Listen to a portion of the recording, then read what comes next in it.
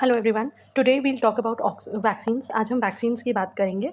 So let us begin with the basic definition. Vaccine क्या है? Vaccine is a suspension of weakened, killed और fragmented micro organism.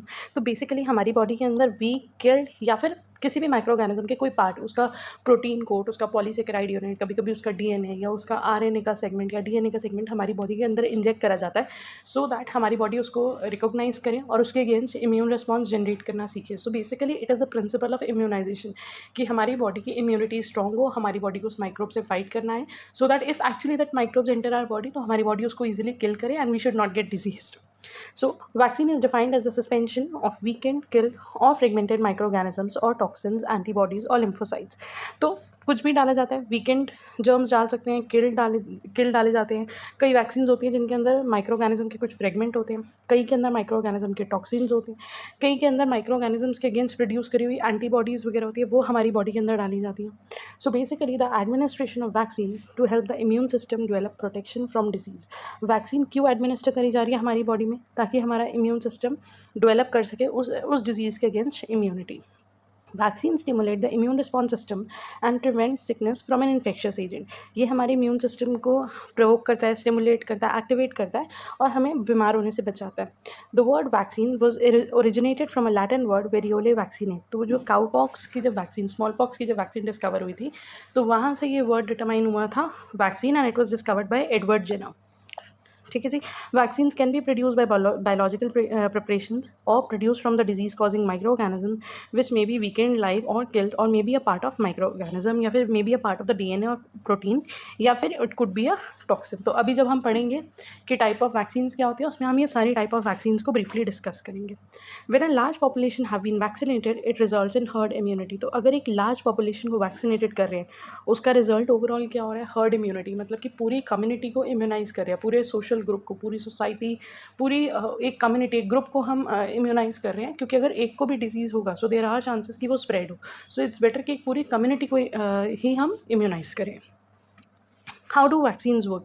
Vaccines कैसे काम करते हैं? Vaccine work by imitating a bacteria और virus using either mRNA और a dead और वीकेंड. तो हम कोई भी वायरस है, बैक्टीरिया है या कोई भी माइक्रोब जिसके अगेंस्ट वैक्सीन बनाई जा रही है उसका एक पार्ट, उसका सेगमेंट, उसका कोई प्रोटीन, उसका टॉक्सिन या इटसेल्फ द किल्ड और attenuated inactivated micro organism is entered into our body.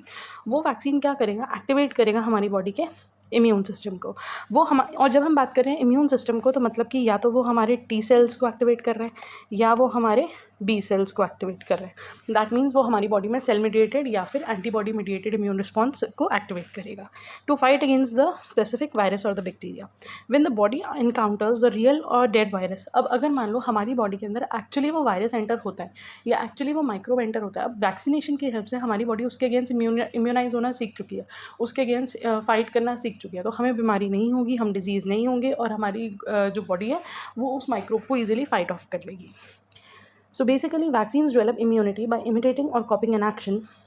To achieve immunity, certain molecules from pathogen or the whole pathogen, the pathogen can be inactivated या फिर attenuated मतलब कि killed and introduced into the body to trigger an immune response. The imitating infection never causes illness. Viruses मतलब vaccines की वजह से हमें illness नहीं होगी. ऐसा नहीं होगा कि मैंने टाइफॉइड का वैक्सीन लिया था और उसकी वजह से ही मुझे टाइफॉइड हो गया. नो, वैक्सीन्स की वजह से हमें वो स्पेसिफिक डिजीज़ नहीं होने वाला.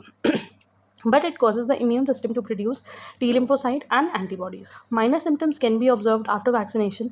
कुछ जो symptoms हैं वो हो सकते हैं कि मान लो weakness या letharginess, fatigue, fever. ये बहुत basic symptoms है which may occur for a day or two या 2-3 दिन तक डॉक्टर्स बोलते हैं वैक्सीन के बाद कि may be you feel some weakness. क्योंकि उस टाइम पे हमारी बॉडी के अंदर वैक्सीन गया है तो हमारी बॉडी उससे फाइट कर रही है, हमारा इम्यून रिस्पॉन्स, हमारे जो WBCs है वो उसके अगेंस्ट फाइट ऑफ कर रहे हैं.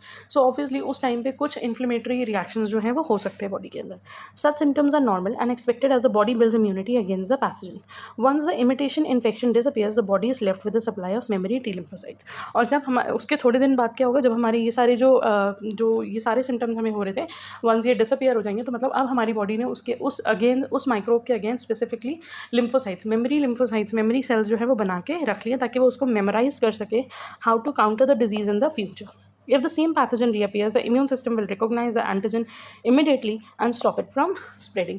इसीलिए आपने शायद सुना होगा कि कई ऐसे वैक्सीन होते हैं जिनमें ना 2 डोजेज़ लगती हैं. फर्स्ट को हम बोलते हैं प्राइमरी डोज और सेकेंड को हम बोलते हैं बूस्टर या सेकेंडरी डोज भी बोल सकते हैं बूस्टर. ठीक है, इसका पर्पस क्या है? बेसिकली क्या होता है, प्राइमरी रिस्पॉन्स ने हमारी बॉडी के अंदर हमने वो एक माइक्रोब या उसके सेगमेंट को इंट्रोड्यूस करा, हमारी बॉडी ने उसके अगेंस्ट इम्यून रिस्पॉन्स करा।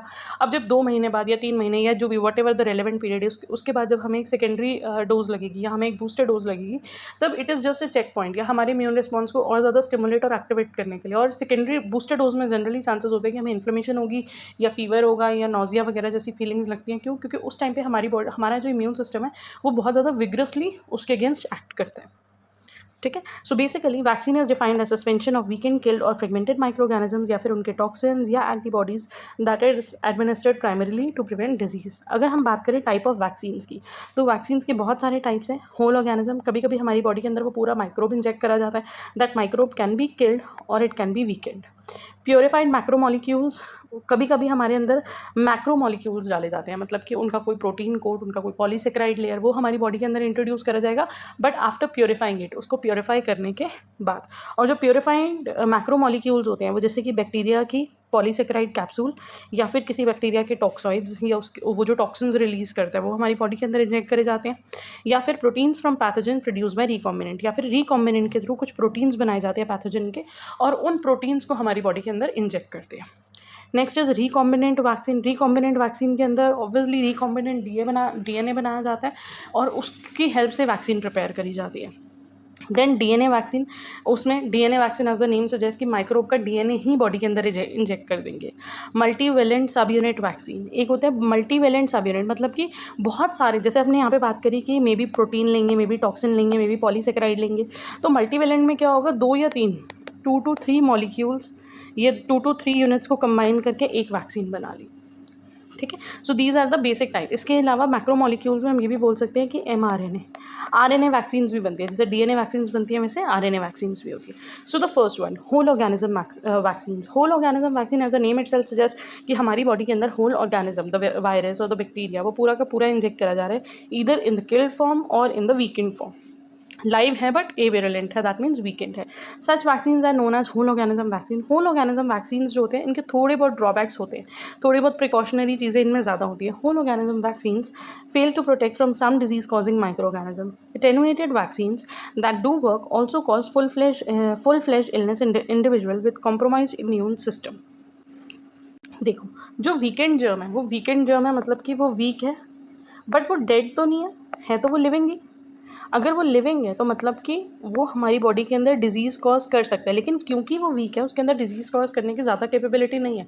तो मेजॉरिटी केसेस में ये होता है कि वीकेंड जर्म से हमें, हाँ, इन्फ्लेमेटरी चीज़ें हो सकती है बट ज़्यादा इंपैक्ट नहीं पड़ेगा। लेकिन अगर सपोज करो अगर कोई पेशेंट ऐसा है जिसको वैक्सीन दी जा रही है, वो ऑलरेडी इम्यूनो कॉम्प्रोमाइज है, मतलब कि उसकी इम्यूनिटी बहुत ज़्यादा लो है, मे बी वो एक टीबी का पेशेंट है, एड्स का पेशेंट है या कैंसर का पेशेंट है, किसी सीवियर डिजीज़ का पेशेंट है, जिसकी वजह से उसकी बॉडी की इम्यूनिटी बहुत ज़्यादा लो है, तो इस केस में ये वीकेंड जर्म्स देने की वजह से भी उनकी बॉडी में रिस्क बढ़ जाता है, क्योंकि वीक जर्म से भी अब उनकी बॉडी का इम्यून सिस्टम बहुत ज़्यादा वीक है। सो देर आर बेयरली चांसेस कि वो उसको फाइट ऑफ करके इम्यून सिस्टम स्टिमुलेट करेगा, मेमोरी सेल्स बनाएगा, वो पॉसिबिलिटी कम है। रादर डिसएडवांटेज ज़्यादा है कि जिस पेशेंट को, जिस पर्सन को हमने वो वैक्सीन लगाई है, उसको वो डिजीज़ होने के चांसेस ज़्यादा है कि मे बी वो वीक जर्म जो था, वो इनएक्टिवेटेड जर्म जो था, वो भी केपेबल था उस पर्सन को डिजीज़ कॉज करने के। ठीक है, तो बेसिकली फुल फ्लेज इलनेस देखने के लिए हमें मिल सकती है किन में, जो इम्यूनो कॉम्प्रोमाइज लोग होते हैं, जैसे कि एड्स के पेशेंट, कैंसर पेशेंट जिनमें कीमोथेरेपी हो रही है, या ओल्ड एज के लोग। There are possibility that the mutation in an attenuated virus में revert to its virulent form. Viruses के केस में कभी कभी ऐसा हो सकता है कि वो वीकेंड था, लेकिन वायरसेस जो होते हैं वो जो हमारी बॉडी, हमारी मशीनरी यूज़ करके रेप्लिकेट करते हैं, तो हो सकता है कि वो वीकेंड से जब वो रेप्लिकेट करे तो वापस विरुलेंट फॉर्म में फॉर्म हो जाए। ठीक है, as observed in some monkeys vaccinated with attenuated simian form of AIDS virus. The risk of reversion of virulence in the case of a very lethal disease is unbearable. और अगर ऐसा कोई vaccine लगाया गया है किसी lethal disease के लिए, मतलब ऐसा डिजीज़ जो हमारी जान भी ले सकता है, which can cause death, तो मतलब कि अगर वैक्सीन से ही किसी पर्सन को डिजीज़ हो गया तो उसकी डेथ तो वैसे ही हो जाएगी। तो इसीलिए ये कुछ डिसएडवांटेजेस हैं। तो basically while injecting the vaccine and specifically if it is a whole organism vaccine, तो ये चीज़ ध्यान में रखी जाती है कि जो इम्यूनो कॉम्प्रोमाइज लोग हैं या जो बहुत ज़्यादा ओल्ड लोग हैं, वीक लोग हैं, उनको ये वैक्सीन्स नहीं दी जाती। ठीक है जी। So whole organism vaccines can trigger allergic और disruptive reactions because of the unavoidable by products of the manufacturing process. अब अगर हम बात करते हैं होल ऑर्गेनिज्म वैक्सीन्स की, तो there are two type of whole organism vaccines. एक लाइव एटेन्यूएटेड वैक्सीन, मतलब जिसमें माइक्रोब लाइव है बट वीकेंड है, और दूसरी होती है killed vaccines. So in these sort, live attenuated की बात करें, a more fragile asymptomatic type of microorganism is brought into the body. The feeble microorganism loses its capacity to spread and cause ailment, but the immune system will still learn to recognise. अब वो जो microbe है वो इतना week है, वो इतना हमने उसको सप्रेस कर दिया कि वो हमारी बॉडी के अंदर डिजीज़ कॉज नहीं करेगा, बट क्योंकि उसके जो हमने PRRs वगैरह पढ़े थे, पैटर्न रिकॉग्निशन रिसेप्टर्स, या कुछ ऐसे केमिकल्स जो माइक्रोब के अंदर होते हैं विच आर नॉन सेल्फ, जिनको हमारी बॉडी रिकॉग्नाइज कर लेती है। तो हाँ, यही होगा कि उसके जो मॉलिक्यूल्स हैं, there are certain molecules which are specific to only that microbe. हमारी बॉडी उसको रिकॉग्नाइज कर लेगी एज नॉन सेल्फ, और उसको पहचान के उसके अगेंस्ट हमारी बॉडी सीख जाएगी कि इम्यून रिस्पॉन्स कैसे जनरेट करना है। तो अगर एक्चुअली भी वो माइक्रोब या वो मॉलिक्यूल्स हमारी बॉडी के अंदर एंटर होते हैं, तो हमारी बॉडी को पता है कि how to fight off that disease. So basically, the immune system will still learn to recognize this antigen on future encounter and responds by immune system. Advantages: it can result in lifelong immunity with just 1 or 2 doses, as the vaccine introduces the actual live pathogen into the body and strongly stimulate the immune system. Disadvantages: again वही, जो immuno compromise लोग होंगे एक तो उनको, plus vaccine preparation से related जो disadvantages हैं, vaccine usually require the continuous maintenance of the appropriate temperature range to avoid the inactivity of the vaccine due to death of microorganism. अब हम चाहते हैं कि वो माइक्रोऑर्गेनिज्म जिसको हमने वीकेंड फॉर्म में रखा है वो वीकेंड रहे और वो लाइव रहे, वो डेड ना हो, ठीक है। तो उन वैक्सीन्स को एक टेम्परेचर में, एक ऑप्टिमम रेंज में रखना बहुत ज़्यादा ज़रूरी है। These vaccines are not given to people with compromise immune systems और which are going under through chemotherapy या एड्स के पेशेंट को, क्योंकि उसके बारे में हमने पढ़ लिया कि उनको फुल फ्लेजेड इलनेस होने के चांसेस है।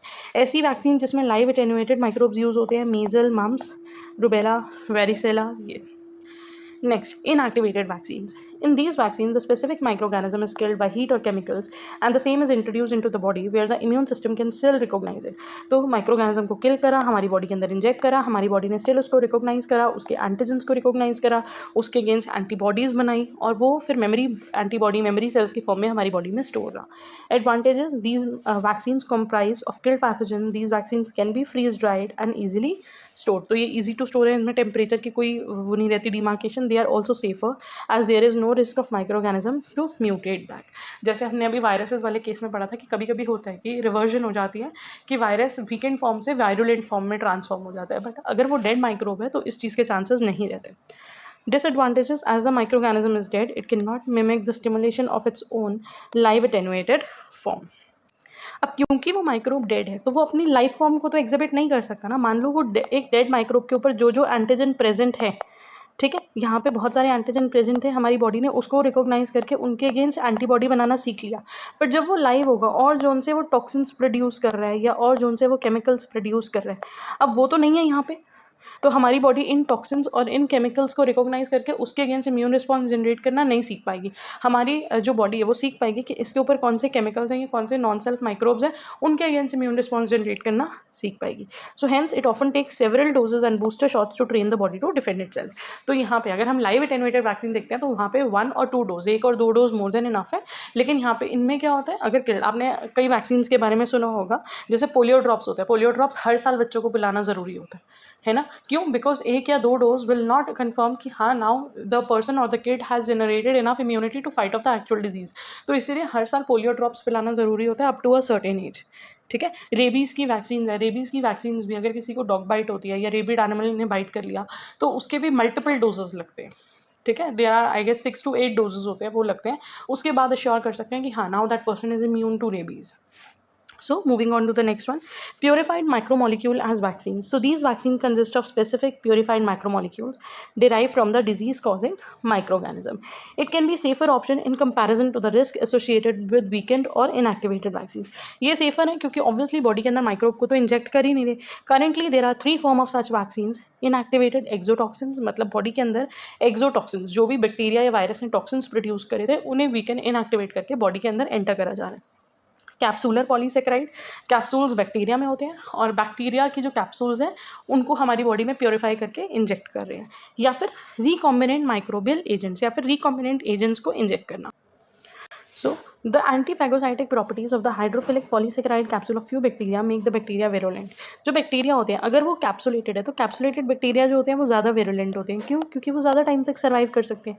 कैप्सूल उन्हें प्रोटेक्ट करके रखती है, वो ईजिली डैमेज नहीं होते, ईजिली किल नहीं होते और ईजिली फैगोसाइटोस भी नहीं होते. मतलब हमारी बॉडी उसको ईजिली उसको फैगोसाइटोसिस इनगल्फ नहीं कर पाती, तो जिसकी वजह से वो ज़्यादा टाइम तक विरुलेंट रहते हैं. बट अगर इन्हीं कैप्सूल्स को हम कोट कर दें किसी एंटीबॉडी के साथ या किसी कॉम्प्लीमेंट प्रोटीन के साथ, तो वो क्या होगा, वो इम्यून रिस्पॉन्स को जल्दी स्टिमुलेट करेगा. उन एंटीबॉडीज़ की हेल्प से या उन कॉम्प्लीमेंट प्रोटीन की हेल्प से वो जो फैगोसाइटोसिस का प्रोसेस है वो बहुत जल्दी एक्टिवेट हो जाएगा और वो इनेबल हो जाएगा.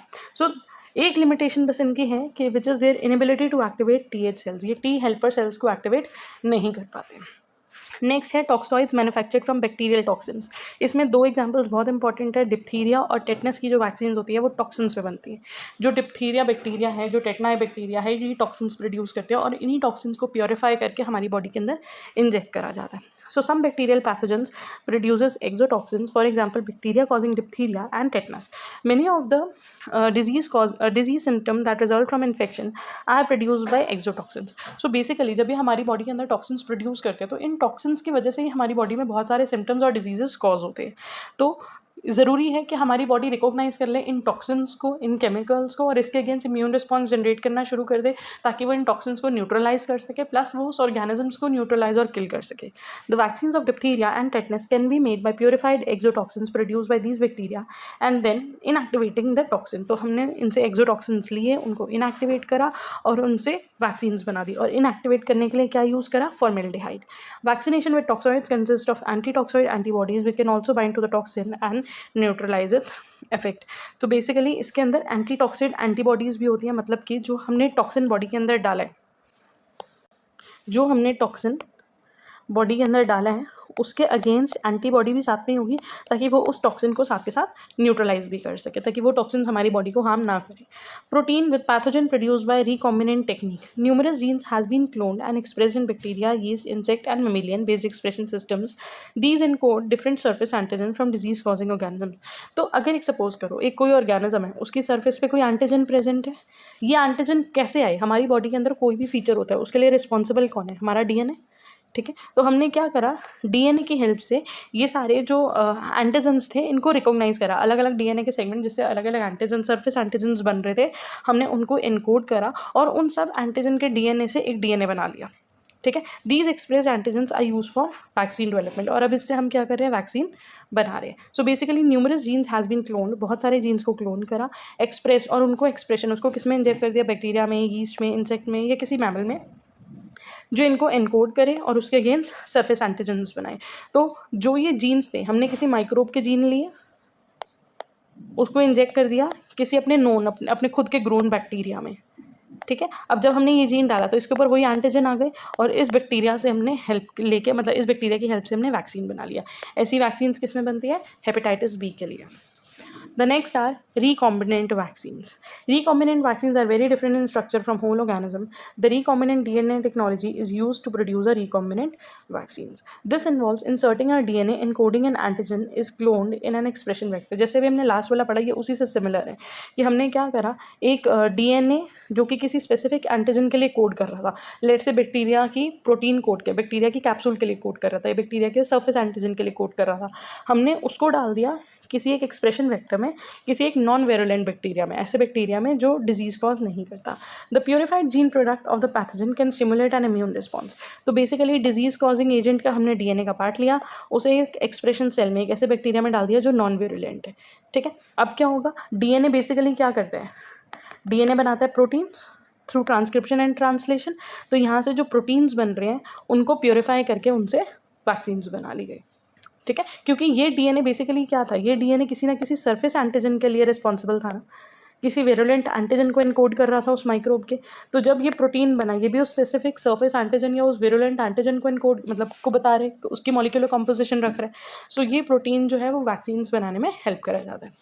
Next are DNA vaccines. DNA vaccines जो है वो अभी तक स्टिल इन प्रोसेस है, कुछ बने हैं बट ये अभी तक क्लिनिकल रिसर्च के अंडर है. ये ज़्यादा कॉम्प्लिकेटेड प्रोसेस नहीं है क्योंकि सीधा सीधा अब हमने रिकॉम्बिनेंट डीएनए नहीं लिया, हमने सीधा सीधा डीएनए लिया और उसकी हेल्प से वैक्सीन बना दी.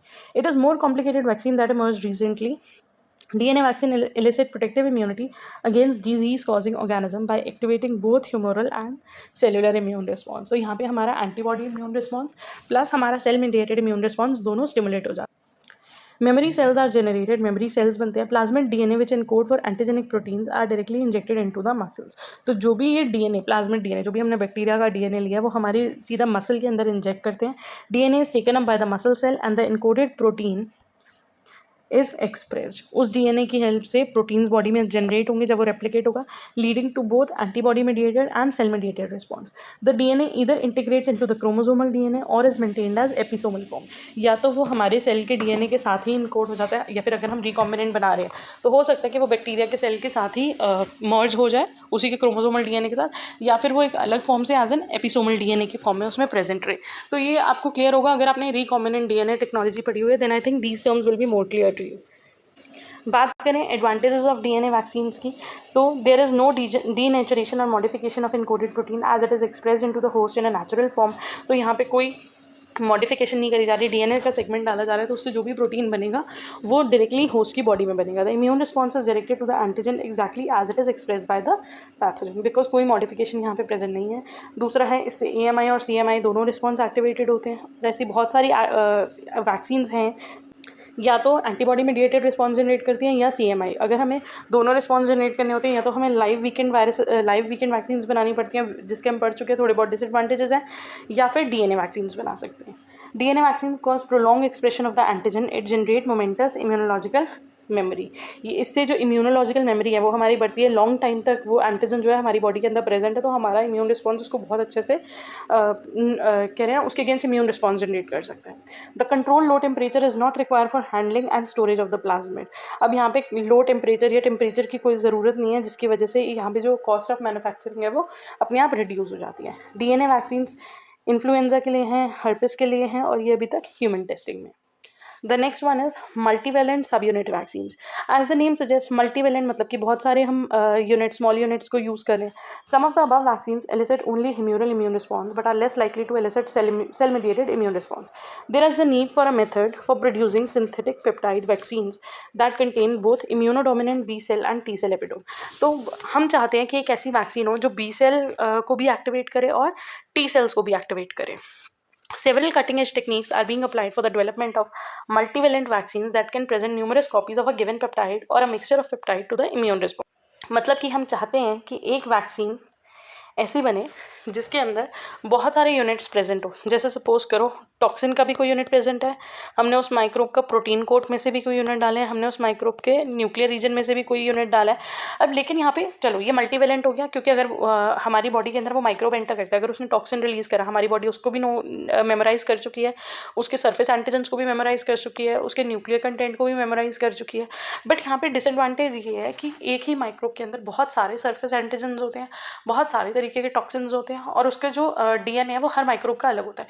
तो हेयर द प्रॉब्लम इज कि कौन सा पार्ट लिया जाए वैक्सीन बनाने के लिए और कौन सा पार्ट नहीं लिया जाए. So advantage, as only a part of original pathogen is injected into a body, there is a least chance of adverse reaction. क्योंकि यहाँ पे पूरा ऑर्गेनिज्म बॉडी के अंदर एंटर नहीं करा जा रहा तो उतने रिएक्शन हमें देखने के लिए नहीं मिल सकते जितने हम लाइव या होल ऑर्गेनिज्म में एक्सपेक्ट करते हैं. Disadvantages, to recognize and separate the best antigen, recognize करना कि कौन सा एंटीजन बेस्ट है और किस एंटीजन को लिया जाए for preparing the vaccine. Example, hepatitis, influenza, haemophilus. So these are the basically few examples जिसमें मल्टीवेलेंट सब यूनिट वैक्सीन्स बनाई जाती हैं. अगर हम बात करें to end up what are the advantages of having vaccines. Vaccines का सबसे बेसिक रोल क्या है, सबसे मेन पर्पस क्या है, प्रिवेंशन ऑफ डिजीज़. हमारी बॉडी में इम्यून रिस्पॉन्स को आर्टिफिशियली स्टिमुलेट करना, इवोक करना, ताकि हमारा जो इम्यून सिस्टम है वो स्ट्रॉन्ग हो, वो डिजीज़ के अगेंस्ट काम कर सके, ताकि हमें कोई भी लाइफ थ्रेटनिंग डिजीज़ हैं वो ना हो और हम उससे बच सके for a longer time.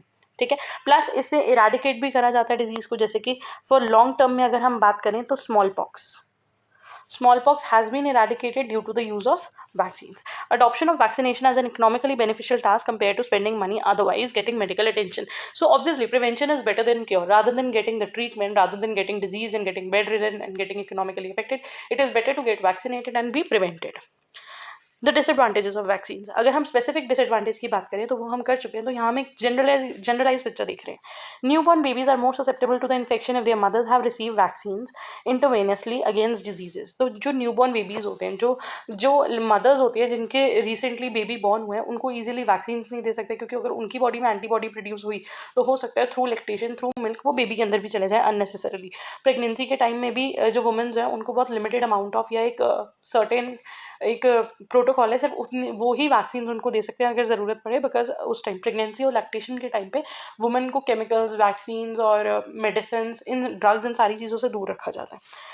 Babies can easily contract diseases such as hepatitis if their mothers have been using such vaccines.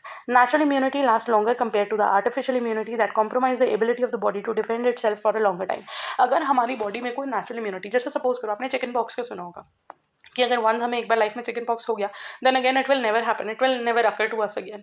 ठीक है, ये हमारी नेचुरल इम्यूनिटी है। ऐसे ही हर डिजीज़ को तो लेके इतनी लाइफ लॉन्ग इम्यूनिटी नहीं बनती, बट हाँ ओवरऑल अगर हमें खुद से फीवर हो गया या हम बीमार हो गए तो हमारी बॉडी खुद से इम्यून रिस्पॉन्स जो है वो काम कर रहा है, मेहनत कर रहा है, फाइट कर रहा है, रिकॉग्नाइज कर रहा है डिफरेंट मॉलिक्यूल्स को, जिसकी वजह से वो बहुत ज़्यादा एक्टिव है और फाइट कर सकता है।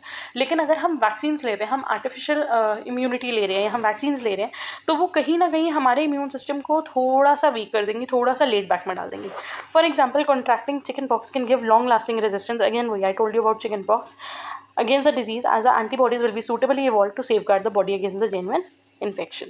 There is a risk of introduction of harmful and toxic chemicals in the body along with the vaccines. अब वैक्सीन जो है वो सिर्फ वो एक्सोटॉक्सिन या हमने पॉलीसेकेराइड या जो प्रोटीन कोड लिया था, डीएनए, आरएनए जो भी लिया था, सिर्फ वो तो नहीं इंजेक्ट कर रहे हैं, उनको प्योरीफाई कर रहे हैं, उनको न्यूट्रलाइज कर रहे हैं, और वैक्सीन प्रिजर्व रहे हैं। इन सारी चीज़ों के लिए उनको बहुत ज़्यादा केमिकल ट्रीट करा जाता है, और वो केमिकल्स जब उस वैक्सीन, उस माइक्रोब के सेगमेंट के साथ हमारी बॉडी के अंदर एंटर कर रहे हैं, तो उसके थोड़े बहुत हार्मफुल इफेक्ट हमारी बॉडी में हो सकते हैं। Few individuals can be sensitive to these chemicals and may show reaction again the same. The chemicals are like mercury is a toxic substance which is dangerous to people. Aluminum has been associated with Alzheimer's disease, dementia, and seizures. Simian virus 40, SV40 are traceable to the monkey tissue that is used in making the polio vaccine, is associated with tumors.